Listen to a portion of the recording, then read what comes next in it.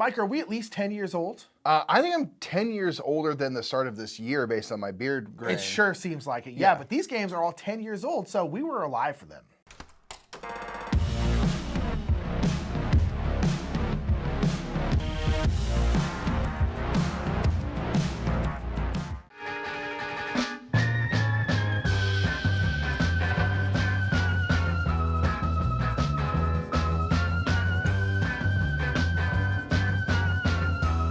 What's up, everybody? I'm Mike. I'm Nick. We are the Brothers Murph, and yes, we are going to talk about our favorite games from 2015, which is crazy to think about. Like, we were already sort of in the hobby playing board games. Yes, it was around the time I remember these games really coming out, and I'm like, oh my gosh, like that's been 10 years. Yeah, we've been in the hobby for a little while now, but really like heavily into the hobby for about a decade now. Yeah. So yeah, a lot of these games are close to our hearts. We're going to talk about our favorite games from 10 years ago in 2015.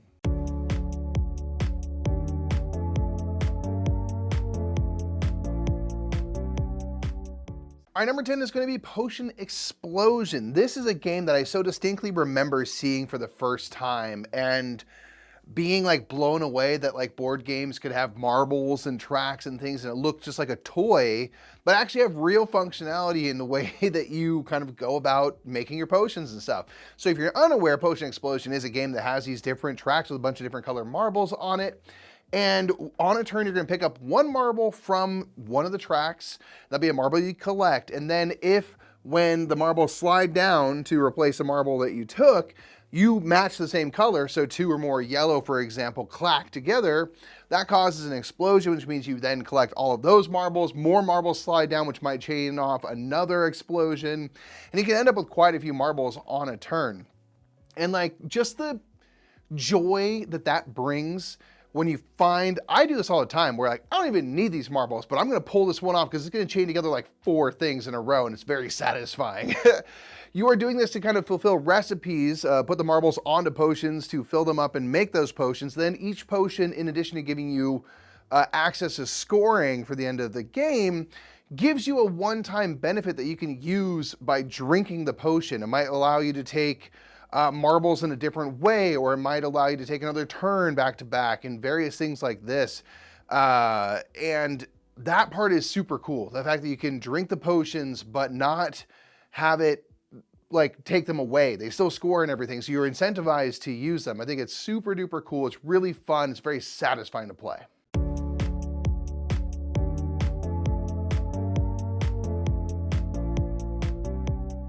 Number 9 is going to be The Pursuit of Happiness. The Pursuit of Happiness is a really, really cool game, a big kind of sandboxy game where you are living through a life, just a normal human life. And you start off as a teenager and you will eventually go to old age and you will eventually die of stress, which I think is very funny, that everyone dies of stress eventually. And as you get older, you just get more stressed out until you die. But this is a worker placement game, and your workers are these little hourglasses. They're just wooden, they're not actual hourglasses, but it's kind of to represent time, because everything takes time in the game. And you can get, you can date, you can get like a spouse, you can have a cool, big, fancy job, you can get a bunch of different projects that you're working on, a bunch of different hobbies, but all of those things are gonna take time and resources. And the resources are like creativity, like influence, like knowing people, things like that. It's very, very cool. And it's nice because like you can like be dating with someone and that takes a certain amount of time. But then if you get like married, that's then gonna take more of your time. And there are certain things that you do in the game that will have big benefits, but it basically means at the start of every round, you're gonna have to automatically just put some of your workers over there because that represents that this is automatically going to take time. And then you have the rest of this time to do all these other things. I think it's really, really interesting because you can get jobs. You can get like a starter job and then you can get like an intermediate job and you become like a tier 3 job, which is like being like the CEO or like the president or something. And that takes a lot of time, but it gets you like a lot of money and a lot of influence and things like that. It's really, really cool.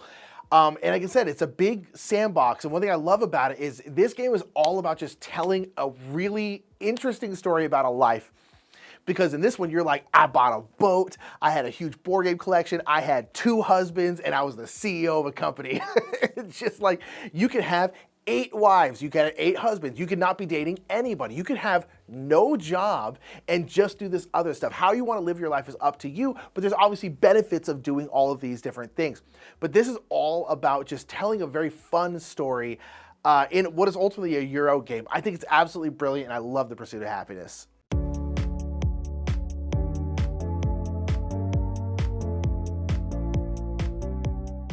Next up is going to be Seven Wonders Duel. This is something that has been an absolute mainstay for a lot of people in their collections for the last 10 years. Ever since, Seven Wonders came out, which is a card drafting game with multiple players, and you're kind of collecting cards that represent your resource production and things. You're kind of building up over 3 eras. And then Seven Wonders Duel comes out, which is a 2-player specific version where you're now drafting cards from a card pyramid and kind of going through those 3 eras, building wonders of the world, building up production, collecting culture cards, which are just straight up points and things like that. I really like the nature of drafting cards from a card pyramid because there's a lot of ways you can kind of block other players because you can only take cards that are uncovered, completely uncovered, meaning they don't have any cards above them or, on top of them. So if I don't want you to get this military card, I can make sure to not take the card that makes that military card then available. And there's a lot of that kind of back and forth type of control. There's multiple win conditions. It's just super fun and a really kind of tense puzzle each time that makes you feel really in direct competition with your opponent.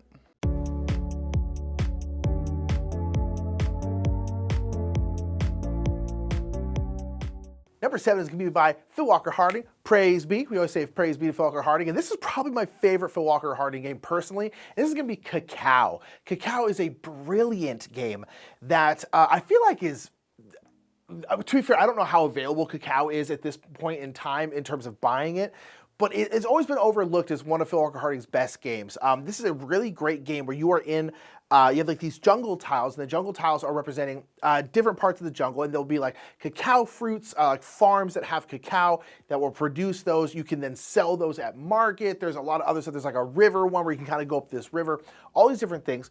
But the cool thing is on your turn, you're going to be placing out one of your worker tiles. It's going to be a little tile that has 4 workers on some distribution on the tile. There's 4 sides. It's a normal square tile.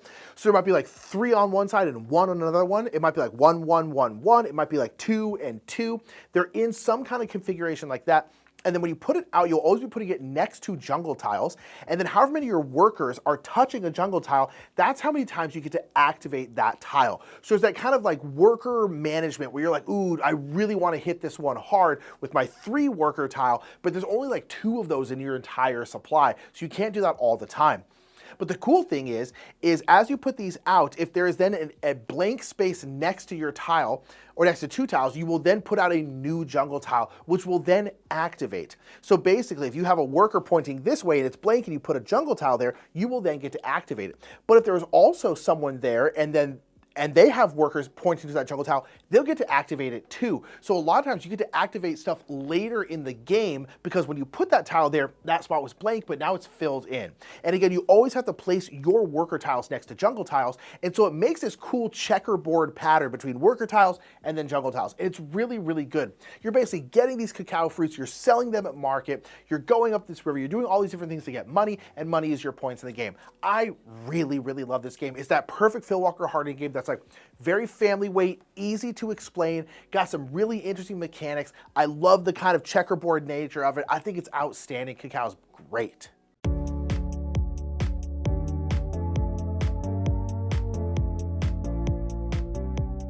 Next is going to be Baseball Highlights 2045. Now, Nick and I are big baseball fans in real life.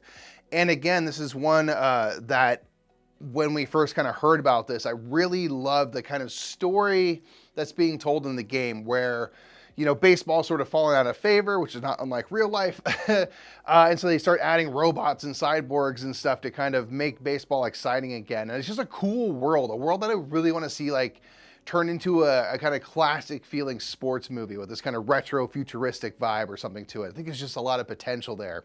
But this is ultimately a head-to-head 2-player game where we are going to be playing cards that are representing both your offensive output and your defensive output, and you're trying to react to what your opponent has played and the types of hits and runs that they are threatening.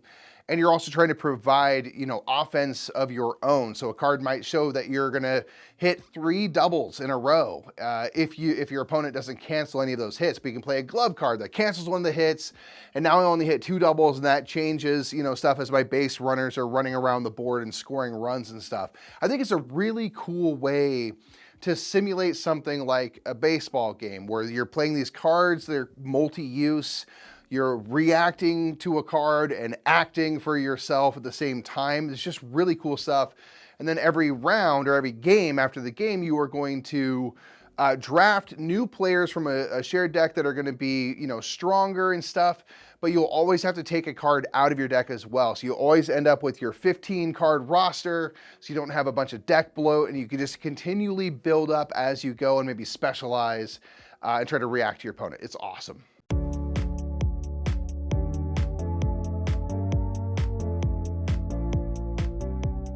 Number 5 has a bit of a macabre theme, and this is the Bloody Inn. The Bloody Inn is a big balancing act. This is a game where you are all running a inn in like kind of like old-timey France, and you have realized that it is more profitable for you to sometimes kill your guests and steal their money than it is for them to just stay in your hotel, to stay in your inn. You can't do that with every single guest. That would be insane. Killing some of them is fine, in this world at least. And so this game is all about balancing, because every single round you're going to have 2 actions. For your actions, you can do things like bribe people at the hotel, which will then come into your hand, and you can use those cards to do all these other nefarious things. You can kill a guest, of course. You can build an annex, because you have to have somewhere to bury that guest, and then you can bury a guest. Each one of those is 1 action. So on a turn, you can only do 2 actions in the round. You'll do 1 action, everyone will do 1 action, everyone will do 2 actions. That's the end of the round. So you can't like build an annex, kill a guest, and bury them all in the same round. And in the hotel, if there's any policemen there, there will be an investigation, which basically means if anyone has an unburied dead body, you will then have to get rid of it, and you're going to lose money. You're obviously trying to get most money. Most money is the winner. It's this really tough balancing act, and everything kind of works by, if you want to bury a guest, that guest's rank is 2, you will have to discard 2 cards to do that. But a bunch of the cards have a specific suit on them, and a lot of times those suits are good at something. So the blue suit are kind of like the merchants or whatever. They're like the money people. So if you bribe a guest with a blue suit card, you will get that card back. The purple one, the clergies, are good at burying people. And so there's all these different ways where you can kind of get these cards back, because the cards are kind of your economy in the game. It's really, really fun. It's a really tight balancing act of a game with a really weird theme. And this is also when like Weberson Santiago came on the scene big, at least for us. He's got very odd, evocative art, and it really works in a game like Bloody Inn. I love this game. It's weird and it's great.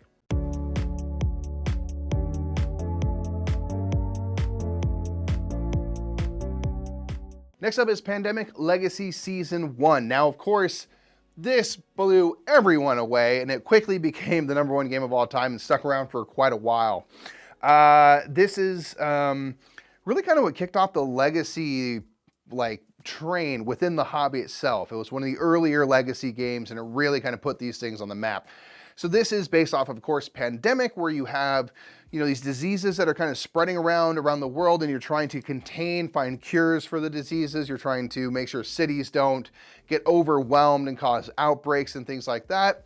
And with Pandemic Legacy Season 1, you take that, and then you have the fact that cities having outbreaks and stuff are going to have lasting ramifications. There's going to be consequences for the cities you let down and fail, and then there's an ever kind of emerging narrative that happens based on what's been happening in the game that's going to change future games. Of course, I don't want to spoil anything, but we played this all in one day. We did a long live stream. We just made this big event out of it, and it was such an epic ride. Like I totally understood. As soon as I played it, I was like, I completely get why there was the reaction there was for this game when it came out.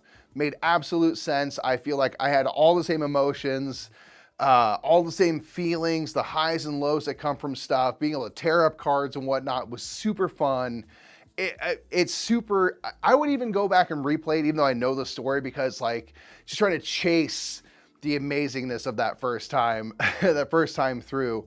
And subsequently we played Pandemic Legacy Season 2 and 0 because we had so much fun playing Season 1.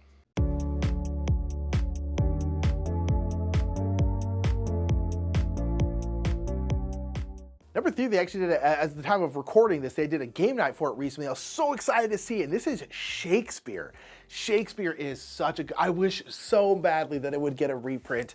It's so good. Someone pick up this game and reprint it, please. Keep everything the same. Keep all the art. The art's incredible. This is a game where you are, I guess all of you are Shakespeare. You are Shakespeare, and you're putting on a Shakespearean play, and you're basically trying to get the queen to come see your play. Whoever has the most prestige, which is points in the game, the queen will come see their play, and that person wins the game.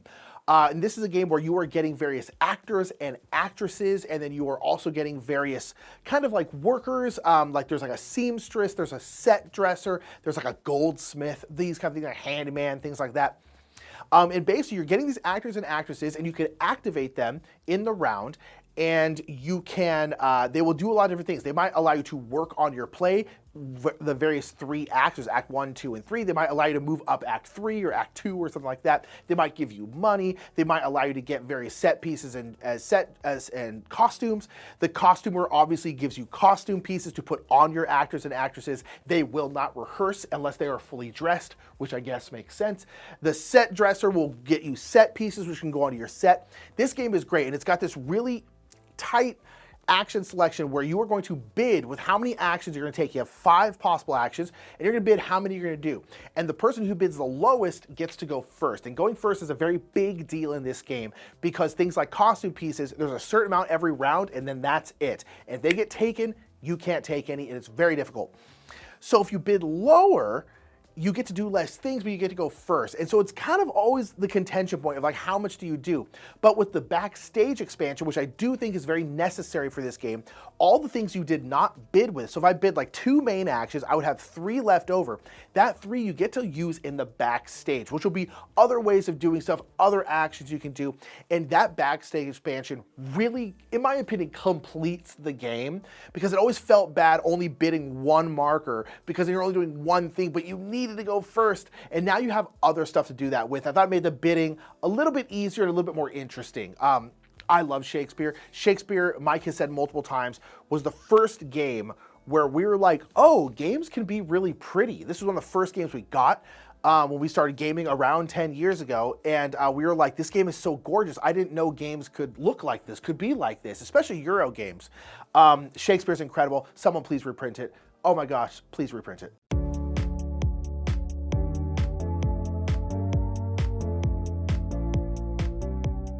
Number 2 is Grand Austria Hotel. This is still one of my very favorite games of all time. This is a game where you are running a hotel and you are bringing people into your hotel and enticing them to stay through the food and drink you have available at your cafe. So this is ultimately a dice drafting action selection game where there are 6 action types. You're gonna be rolling out a bunch of dice, and all the 1s will go into the 1 action type, and the 2s and 3s and so on. And when you draft a die, the amount of dice that are in its space, so if I have 4 2s, for example, you're gonna get a stronger version of that action because there's more dice there. So you are, of course, trying to, do the things that you plan on doing, but based on what gets rolled out, what actions are kind of stronger and stuff, maybe you have to kind of pivot your attack for like the opportunities that are actually out here in front of you. So I really enjoy that fine balance of like, here's what I was planning to do, here's what I need to do. I need to get these rooms prepared for these color of guests and things like that. And how do I roll with the fact that if nothing gets rolled for the 1, which is like getting strudel and cake, and that's what all of my guests need, how do I pivot? What can I do? What other things can I try to do to keep my game moving forward, scoring points?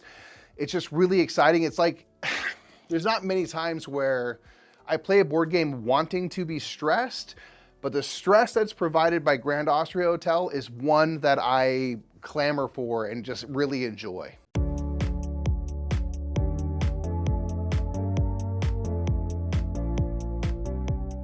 And number 1, of course, has to be my favorite game of all time, and this is The Prodigal's Club. The Prodigal's Club is my favorite game ever made. 10 years old at this point, just like me. Hence, you know, the hairline going back. I love the Prodigals Club. The Prodigals Club is a spiritual successor to Last Will, which is by Vladimir Suki, who made Prodigals Club as well. In Last Will, you were trying to lose all your money.